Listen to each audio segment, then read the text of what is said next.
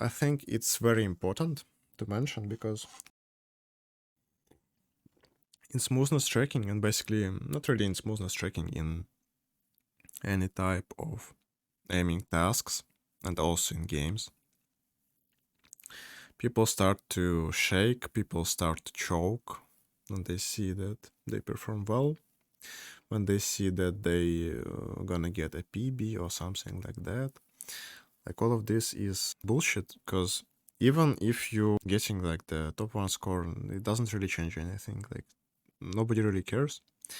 In the game, if you have a stressful situation when you need to perform under pressure, besides like utility, besides team play, besides everything else, if you're talking like purely about aim, I focus on executing mechanical part as good as possible, as stable as possible. The only thing that will save me, just purely hitting every shot. I do not like have some anxiety, tremor, fear, something like that. Here the same thing. Top 1 have like 56% of accuracy. I'm not thinking about, wow, like it's really a lot and blah blah blah, it's hard to beat, blah blah blah. I think about space above this like 56%. I understand, like, for example, guy have like 56% of accuracy, but I can easily say that I can get like 60 plus at least, maybe even 70. I just see an opportunity to do that in the process.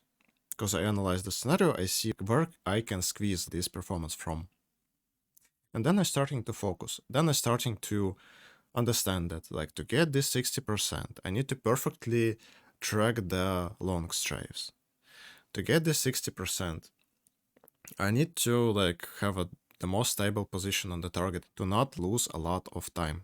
Then I kind of analyze each bot, and I see that bot 1 I can track it like, I was tracking it like 60 plus, maybe 63, maybe 64, but I was focusing on tracking 70-80%. So first psychological trick is raising the goal. If you climbing the leaderboard from the bottom to the top, you do not really improve much by just playing and like waiting for improve to come. Like it's not gonna come by itself.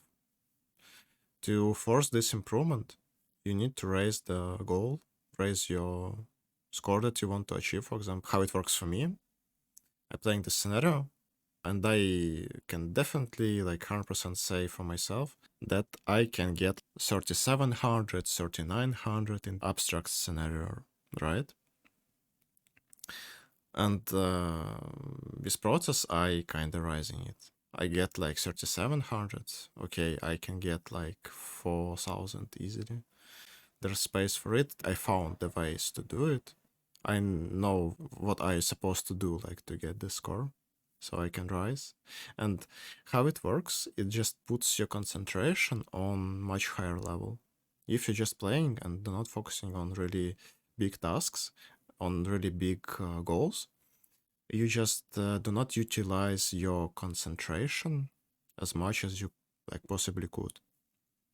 Because when you're focusing on big things, you're utilizing your concentration on like 110, 115%, maybe even more. I don't really remember when I was like nervous last time. Because it's mostly about like cold performance. It's mostly about not really caring about like all of this stuff. It doesn't really change anything. If you get like a big score or no, if you get the top 1 or no, nobody really cares. So like you get it, you got better, you learn something, it's very good. If you starting to like being nervous in the process, you kind of messing yourself up at this point. It also applies to the game as well, the same way that I explained. So just pure focus and do not let emotions affect you in some way. Just suppress it. The mental aspect, it chains most of the people because they don't know like how to properly concentrate. They cannot control their emotions, and that's why most of the people staying at the same place they actually are and do not really utilize their potential. The best way to improve is by not caring, basically.